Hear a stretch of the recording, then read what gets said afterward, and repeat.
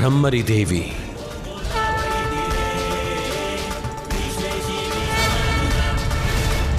மகாதேவர் உனக்களித்த வரத்தை நினைவு கூர்ந்து பார் அருணாசுரா. பிறகு என்னை கவனமாக பார்.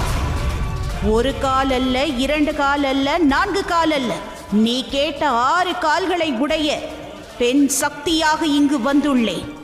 இனி உன்னுடைய அழிவு நிச்சயம். இல்லை இல்லை, மகாதேவர் உனக்கு எச்சரிக்கை விடுத்திருந்தார். ஆனாலும் மீண்டும் அவரிடம் நீ ஓர் வரத்தை கேட்டாய். அதன் மூலம் நீ இந்த இயற்கையையே ஏமாற்ற முடிவு செய்து விட்டாய். உனது மரணத்தையே ஏமாற்ற தயாராகிவிட்டாய். நீ இயற்கையின் அடிப்படை விதியையே ஏமாற்ற முயற்சி செய்தாய். உன்னை அழிக்க இந்த இயற்கையில் நீ கேட்ட உருவம் உருவாகாது என்று நினைத்து விட்டாயா? இன்று என்னவாயிற்று பார்த்தாயா? உன்னுடைய அனைத்து கேள்விகளுக்குமான பதிலாக நான் இங்கு வந்திருக்கிறேன். உன் மரணம் உன் கண் முன்னால் நிற்கிறது அருணாசுரா.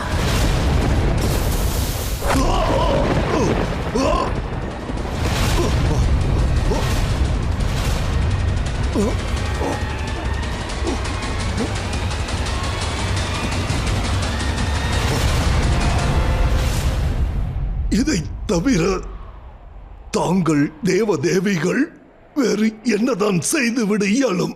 பல யுகங்களாக இதைத்தானே செய்து வருகிறீர்கள். தாங்கள் தேவதேவியர்கள் சூழ்நிலைக்கேற்ப இயற்கையின் விதிகளில் மாற்றத்தை ஏற்படுத்துகிறீர்கள். என் புதல்வியின் வாழ்க்கையானது உண்மையில் இயற்கைக்கு எதிரானதுதான். ஆனால் மகா காளியின் வடிவத்தை விட்டு பிரம்மரி தேவியின் வடிவத்தை எடுத்தது இயற்கைக்கு முரணானதல்லவா தேவி? எனது நோக்கத்தை நிறைவேற்றுவதற்காக நான் இயற்கையின் விதியை மீறவில்லை அருணாசுரா. ஏனென்றால் அந்த இயற்கையே நான் தான். இந்த பிரபஞ்சம் முழுவதிலும் வியாபித்திருக்கும் இந்த இயற்கையின் முழு வடிவமே நானே ஆவேன்.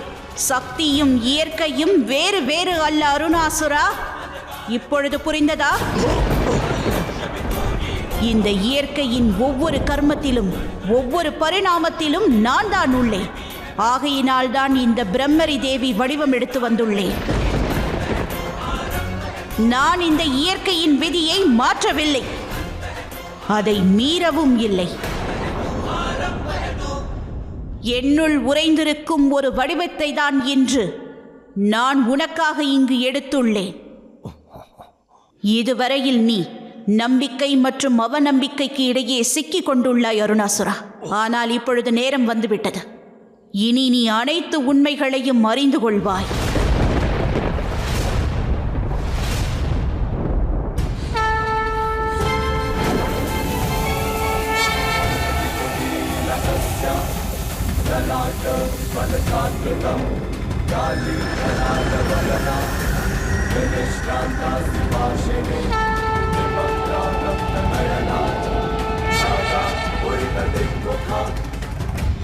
மகளே, நான் உயிருடன் இல்லை தந்தையே.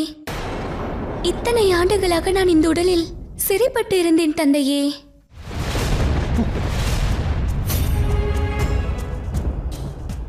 தாயே, நான் உங்களிடம் வேண்டி கேட்பது ஒன்றுதான். எனக்கு மறுஜென்மம் வேண்டாம். எனக்கு மோட்சத்தை அழியுங்கள். இந்த உறவுகளில் இருந்து முக்தி அழியுங்கள். மகளே. ஆம் தந்தையே, வருடக்கணக்கில் இந்த உண்மையை தங்களிடம் கூறுவதற்காக தான் நான் காத்துக் கொண்டிருந்தேன். இத்தனை ஆண்டுகளாக தங்களின் அன்புதான் என்னை இந்த உடலுடன் பிணைத்திருந்தது. அது எனக்கு மிகுந்த துன்பத்தையே அளித்தது. அருணாசுரா, உன்னுடைய புதல்வியை இந்த சிறையிலிருந்து தயவு செய்து விடுவித்து விடு.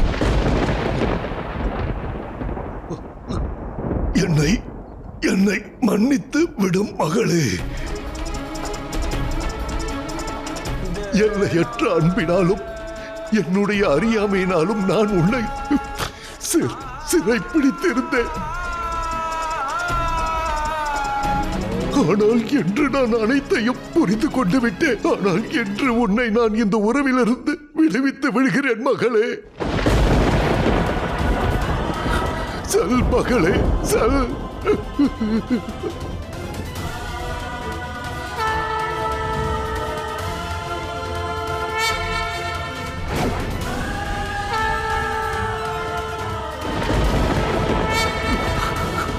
உண்மையை கூறினீர்கள் தாயே, உண்மையை கூறினீர்கள். இப்பிரபஞ்சத்தில் உள்ள அனைத்தும் தங்களின் அங்கங்கள் தான் தாயே. மேலும் என்னுடைய இந்த சுயநலத்தினால் இந்த பிரபஞ்சமே அழிந்து போக இருந்தது. இல்லை அருணாசுரா, பிரபஞ்சத்தின் அழிவு ஏற்பட்டிருக்காது.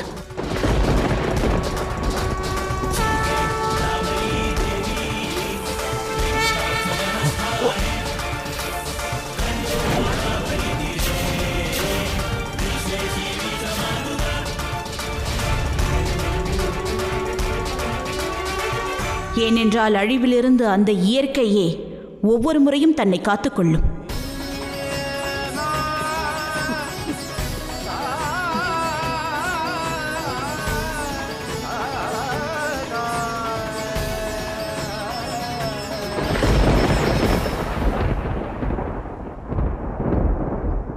கௌரி,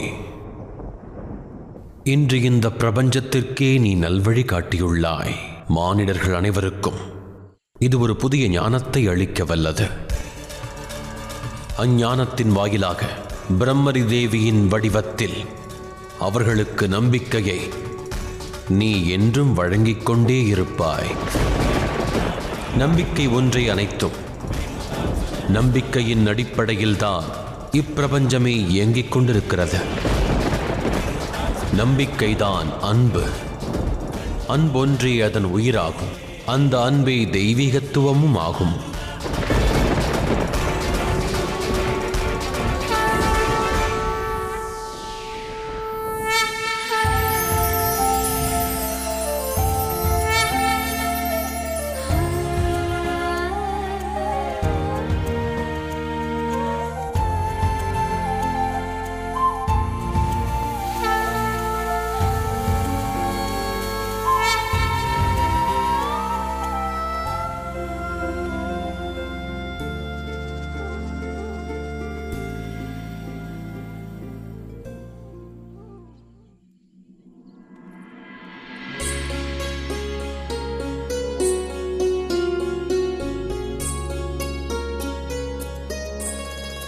அருணாசுரன் என்ற தாக்குதல் இப்பொழுது ஓய்ந்துவிட்டது. இப்பொழுது கார்த்திகேயனை தூய்மைப்படுத்தும் யாகத்தை நடத்தியாக வேண்டும். மகாதேவா, நாம் கைலாயம் செல்ல வேண்டிய நேரம் வந்துவிட்டது.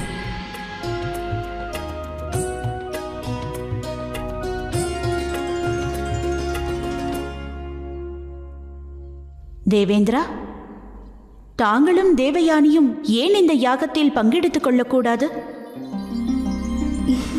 வண்ணங்களின் திருவிழாவில் தேவயானியால் யாரையும் சந்திக்க முடியவில்லை. ஆகையினால் கைலாயத்தில் அனைவருக்கும் தேவயானியை அறிமுகப்படுத்தி வைக்கும் நேரம் வந்துவிட்டது.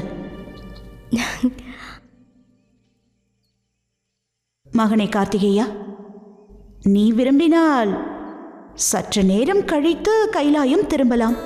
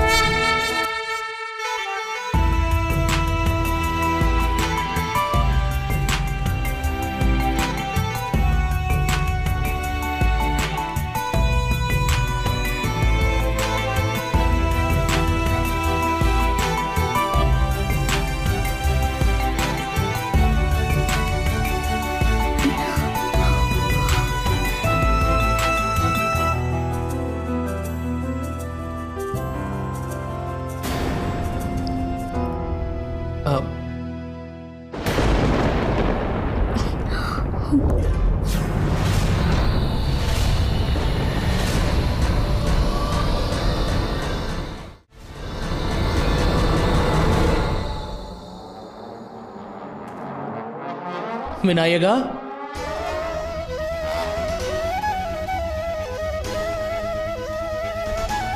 இது முறையல்ல விநாயகா. உன்னுடைய சகோதரனை இவ்வாறு மறைந்திருந்து பார்ப்பது முறையான காரியம் அல்ல. தம்மையா, நான் தாயின் கட்டளையை தானே நிறைவேற்றிக் கொண்டிருந்தேன். நான் இப்பொழுதுதான் தாயார் கூறியதை கேட்டேன். இவர் இதற்கு முன்பு கைலாயத்தில் எவருக்குமே இவரை சந்திக்கும் வாய்ப்பு கிடைக்கவில்லையாமே. நானோ தங்களின் தம்பியாவேன். அதனால் அனைவருக்கும் முன்பாக எனக்குத்தான் இவரை சந்திக்கும் வாய்ப்பு கிடைத்தாக வேண்டும்.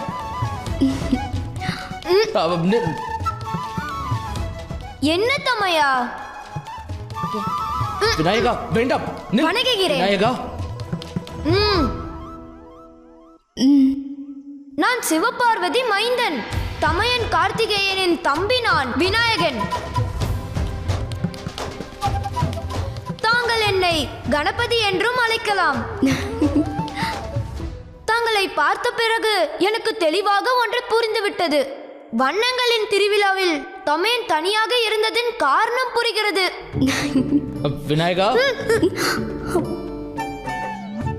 ஆம், பிறகு இனி தாங்கள் கைலாயத்தில் எவரிடமும் எதையும் மறைத்து வைக்க அவசியமில்லை. அது மட்டுமின்றி இனி தாங்கள் அதிக நேரம் கைலாயத்தில் தானே இருப்பீர்கள். விநாயகா, அனைத்தும் சரிதான். ஆனால் யாகத்தில் பங்கு பெறுவதற்கு முன் நான் என்னுடைய தந்தையாருடன் நேரத்தை கழிக்க விரும்புகிறேன்.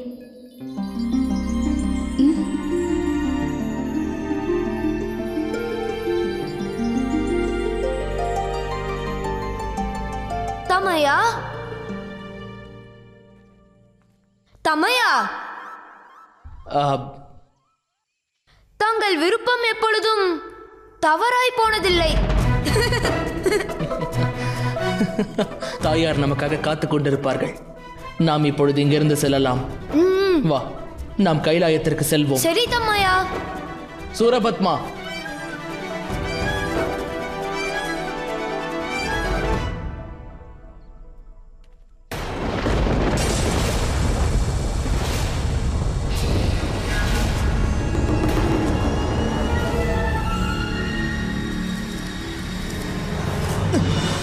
பார்த்து. தாங்கள் யார்? நான் யார் என்பதை அறிய வேண்டியது முக்கியமானதல்ல. முக்கியமானது என்னவென்றால், எனக்கு தங்களை சந்திக்க வாய்ப்பு கிட்டியுள்ளது. நான் அருகில் உள்ள கிராமத்தில் தான் வசிக்கிறேன். நான் தங்களுக்கு நன்றி கூற வந்தேன். தாங்கள் அருணாசுரன் போன்ற தீயவர்களிடமிருந்து எங்களை காத்துள்ளீர்கள். தாங்கள் நன்றி கூற வேண்டும் என்றால் எனக்கல்ல, மகாதேவருக்கும் பார்வதி தாயாருக்கும் கூறுங்கள். அவர்களால் தான் தாங்கள் விடுதலையாகியுள்ளீர்கள். அவர்களை நான் விரைவில் சந்திப்பேன் என்று நம்புகிறேன். தாங்கள் இருவரும் கைலாயத்திற்கு செல்ல வேண்டிய நேரம் வந்துவிட்டது என நினைக்கிறேன். ஏற்கனவே தங்கள் குடும்பத்தினர் நிறைய துன்பங்களை பெற்றுள்ளனர். தங்களின் பெற்றோர் தங்களுக்காக காத்து கொண்டிருப்பார்கள்.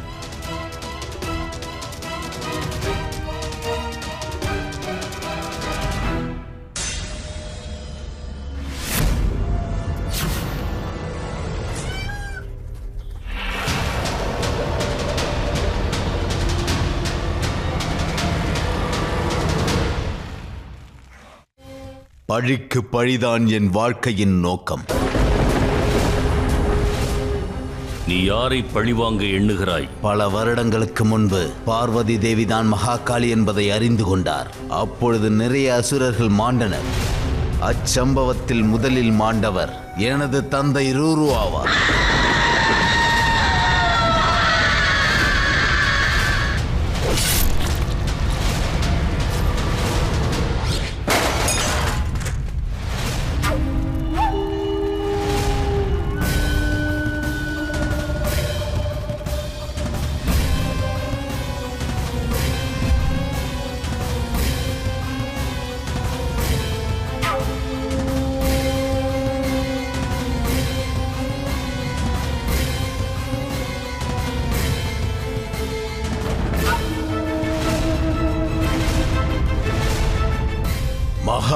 காளி என் தந்தையை கொன்றுவிட்டாள். அதனால் இப்பொழுது அந்த மகாசுரன் ரூருவின் புதல்வன் துர்கமாசுரன் தனது தந்தையின் மரணத்திற்கு அவன் கண்டிப்பாக பழிவாங்குவான். இல்லை, நீ அவ்வாறு செய்ய நினைத்தால் அழிவை நீயே தேடிக்கொள்வாய். இதற்கு முன்பும் நிறைய அசுரர்கள் தோன்றினார்கள். அவர்களும் மகா காளியுடன் போர் புரிந்து அவரை கட்டுப்படுத்த எண்ணினார்கள். அவரை அழித்துவிட துடித்தார்கள். ஆனால் என்ன நடந்தது என்பதை இந்த முழு பிரபஞ்சமும் அறிந்த ஒன்றாகும். உண்மையை கூறினீர்கள் ஆச்சாரியரே. இன்று வரை தங்களின் அனைத்து வீரர்களும் மகா காளியிடம் தோல்வியை சந்தித்துள்ளனர். ஆனால் நானோ மகா காளியின் வாழ்விலிருந்தே படிப்பினையை கற்றிருக்கிறேன். அது தூமாவதியோ இல்லை பிரம்மரி தேவியோ, ஒவ்வொரு வடிவத்திலும் ஒரு உண்மைதான் புலப்படுகிறது. மகா காளியை வீழ்த்துவதற்கு ஒரே வழிதான் இருக்கிறது. அவரது குடும்பம் தனது கணவர் மகாதேவர் மற்றும் தன் குழந்தைகளைத்தான் மகா காளி மிகவும் பெரிதாக கருதுகிறாள். இப்பொழுது நான் அதை பயன்படுத்தி மகா காளியை நான் பழிக்கு பழி வாங்குவேன்.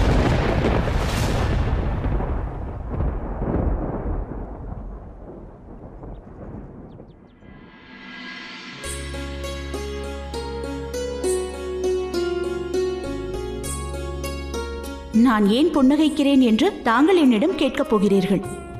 இல்லை கௌரி, நீ உதிர்க்கும் புன்னகையால் என் மனதில் ஏற்படும் அந்த மகிழ்ச்சியை வார்த்தைகளால் கூற இயலாது கௌரி. அதை உணர இயலும். இருப்பினும் நான் உங்களுக்கு கூற விரும்புகிறேன். என் புன்னகைக்கான காரணம் என்னவென்றால், எனது கணவருடன் சேர்ந்து நான் செய்யப்போகும் இந்த யாகமானது என் குழந்தைகளின் நன்மைக்கானது. இந்த யாகத்திற்கு பிறகு என் புதல்வனின் தோஷங்கள் நீங்கிவிடும், என் மனபாரமும் இறங்கிவிடும். நீ விநாயகன் மற்றும் கார்த்திகேயன் மேல் அன்பு கொண்டு பேசுகிறாய். எனினும் என் மனதில் ஓர் ஐயம் எழுகிறது. ஒருவேளை உன்னிடம் நான் மற்றும் நமது புதல்வர்கள் இருவரில் ஒருவரை தேர்ந்தெடுக்கச் சொன்னால் நீ யாரை தேர்வு செய்வாய்? நம் புதல்வர்களின் மீதான அன்பையே எடை போட பார்க்கிறீர்களா மகாதேவா? ஆனால் எனது கேள்விக்கான பதில் இன்னும் வரவில்லையே கௌரி.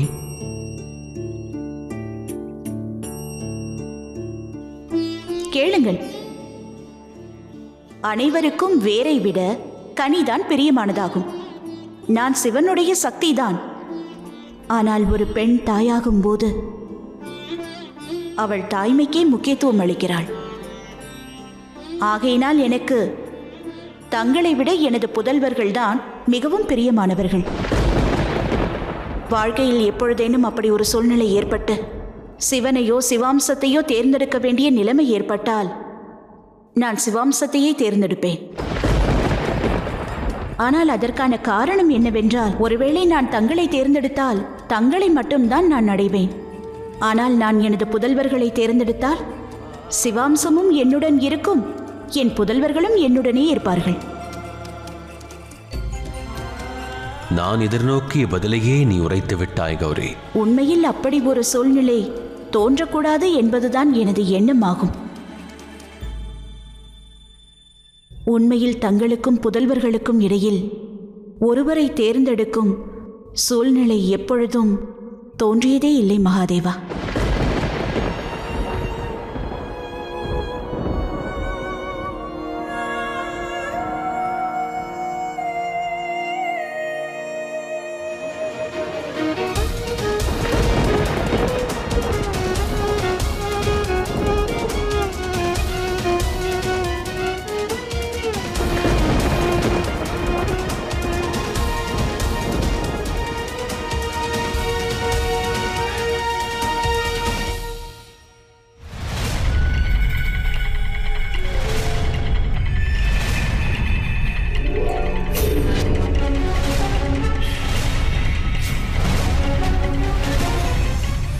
ஆச்சாரியரே, தாங்கள் சிவன் மற்றும் பார்வதியை அடைவதற்காக இந்த யாகத்தில் முதல் பங்களிப்பை நிச்சயம் நான் அளிப்பேன்.